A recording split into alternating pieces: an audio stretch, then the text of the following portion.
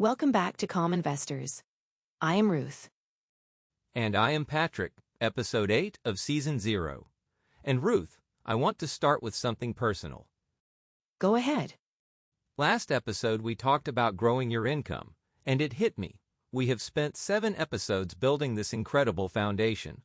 Mindset, spending, debt, emergency fund, insurance, savings, income. I have done the work. I have actually done the homework. But when I sat down and asked myself, what is all of this for? What am I actually building toward? I did not have an answer. And that is exactly why this episode exists, because you are not alone in that. Most people build the financial foundation, or at least start to, without ever asking the most important question, where am I going? It is like I have been building a car for 7 episodes. Engine, brakes, tires, fuel, but I never picked a destination. That is a perfect way to put it. And today we pick the destination, because here is the truth that most people learn too late. Investing without a goal is like driving without a destination. You might move fast, you might even enjoy the ride for a while, but when the road gets rough, and it will get rough, you have no reason to keep going. You pull over, you turn around, you quit. And that is what happens when the market drops, right? People sell because they do not remember why they were investing in the first place. Exactly. We will talk more about that later in this episode, because it is one of the most powerful reasons to set goals. But first, let us build the framework, because not all goals are the same, and the timeline of your goal changes everything about how you should handle the money. What do you mean by timeline? Every financial goal falls into one of 3 time horizons.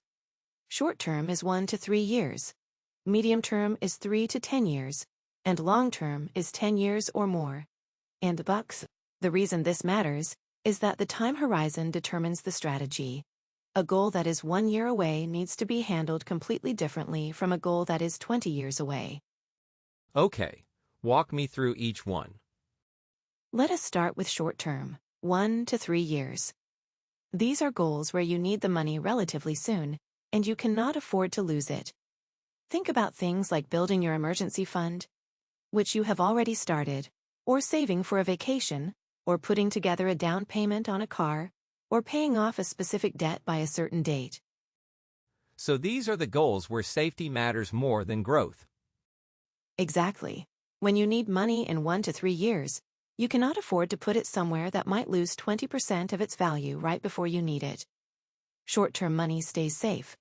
We will talk about exactly where in the next episode. Got it.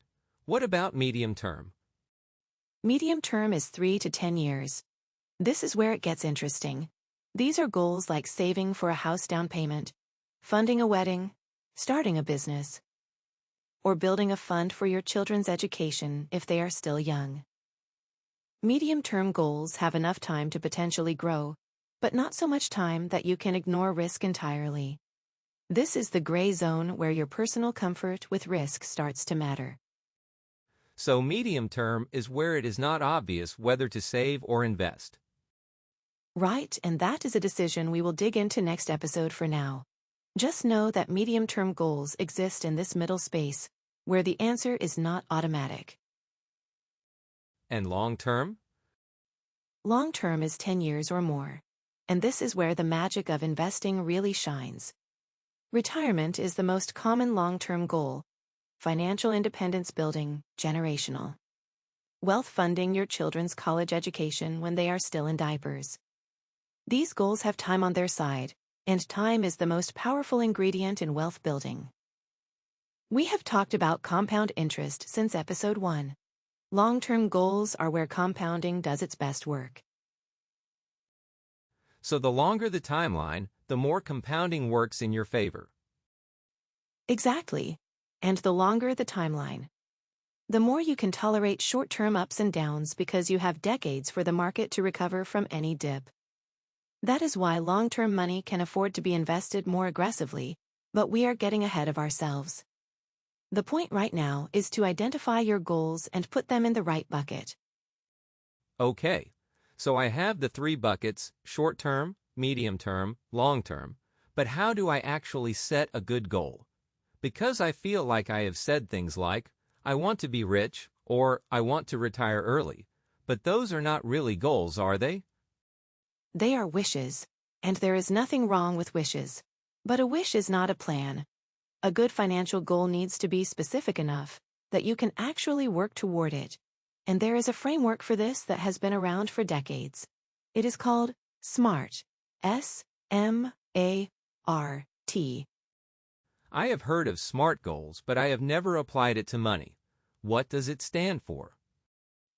Specific, measurable, achievable, relevant, and time-bound. Let me show you the difference. A vague goal sounds like this. I want to save for a house. A SMART goal sounds like this. I want to save $40,000 for a house down payment in 5 years, which means I need to save about $670 per month. See the difference? Night and day, the first one is a dream. The second one is a plan with a monthly number I can actually track. Exactly. Specific, a house down payment. Measurable, $40,000 achievable. $670 a month is ambitious but possible. Relevant, it connects to your life goals, time-bound. 5 years when you have all 5 pieces. The goal stops being abstract and becomes actionable. I love that. Let me try one. I want to build a 6-month emergency fund of $12,000 in 2 years. That means I need to save $500 a month. That is a perfect SMART goal. Specific, measurable, achievable, relevant, time-bound, and notice what just happened. The moment you put a number and a timeline on it, it stopped being scary and started being a math problem. And math problems have solutions. Math problems have solutions. You said that back in the debt episode. I love that it keeps coming back. Because it is true at every stage. Debt is a math problem. Savings is a math problem. Goals are a math problem. The emotions are real, but the solutions are mathematical. Okay, so I should set goals across all 3 time horizons. Short, medium, long, make them SMART. Got it. But Ruth, I want to ask about something that has been on my mind. How do you know when you have enough? Like, when do you stop? That might be the most important question in all of personal finance, and it is one that 2 of the wisest people in investing history have written about: Morgan Housel and John Bogle. Bogle, the founder of Vanguard, the man who created index funds, wrote an entire book called Enough. And his central argument is that the most important financial skill is knowing when you have enough. Because without that skill, no amount of money will ever feel like enough. That is deep, because I know people who earn a lot of money and they are still stressed about money. They never feel like they have enough. And that is the trap if you do not define enough for yourself. The goalpost keeps moving. You hit your number and immediately set a higher one. You get the house and want a bigger house. You reach financial independence and think, well, maybe I need a little more just to be safe. It never ends, and here is what Housel says about it. He says enough is not a number. It is a feeling. It is the feeling of having what you need. Plus a margin of safety, and being at peace with that. It is the ability to say, this is good. I do not need more. Enough is not a number. It is a feeling that is going to stick with me. Good, because it should inform every goal you set. When you write down your goals, include your enough. What does a good life look like for you? Not the Instagram version, not the comparison version, your version. What do you actually need to be happy and secure? That is your enough, and once you know it, you can stop chasing and start building towards something real. I think my enough is simpler than I thought. I want to own a home. I want to be able to take a vacation once a year without stressing about it. I want to retire before I am too old to enjoy it. And I want to never have to worry about a surprise bill again. That is it. That is my enough. And that is beautiful. Notice how none of those require being a millionaire.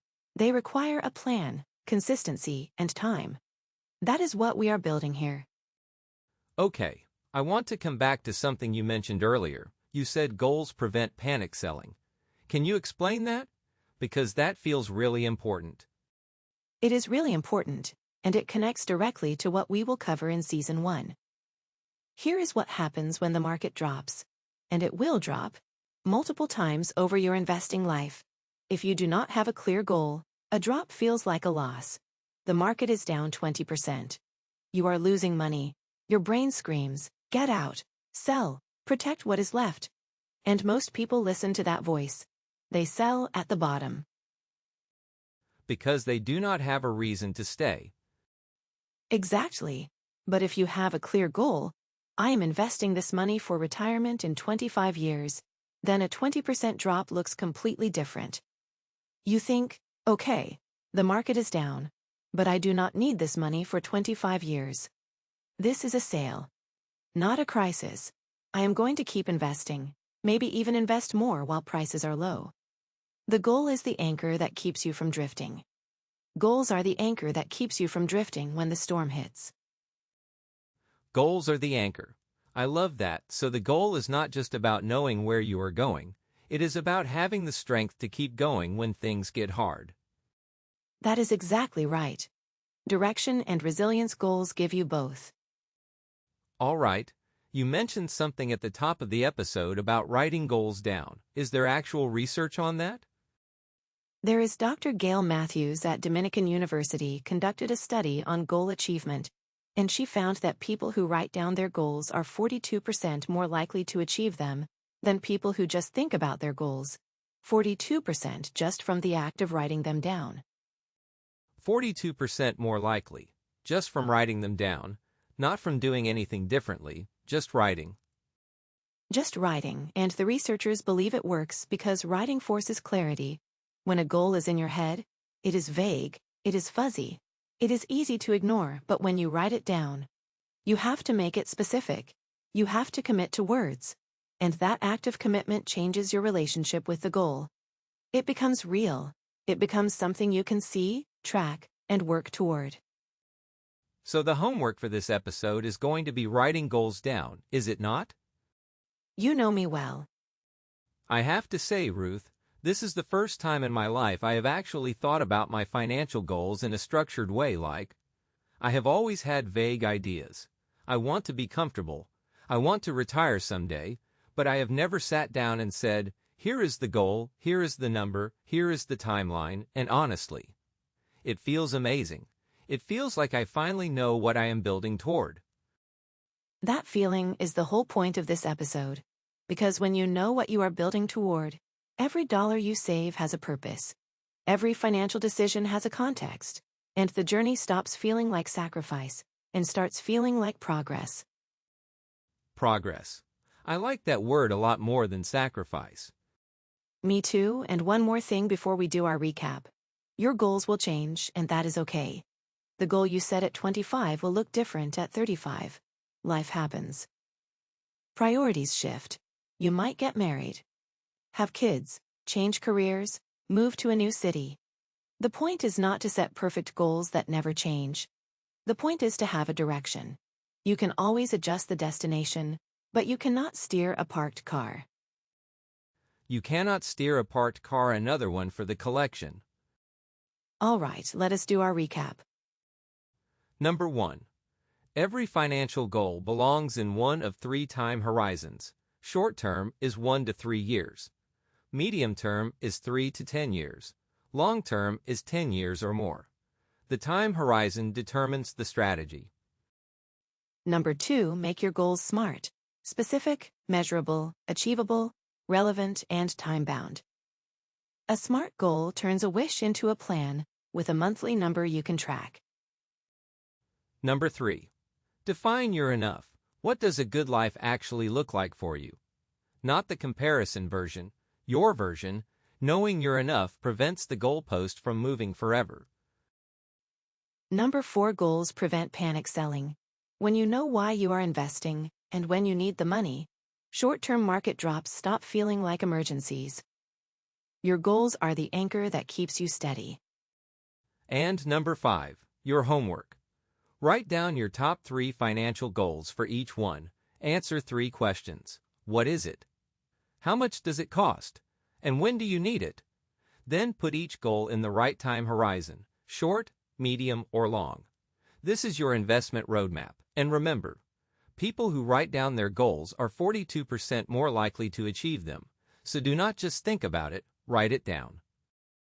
And remember, a goal without a plan is just a wish, but a goal with a plan is a blueprint. You now have the tools to build the blueprint. So what is coming up next?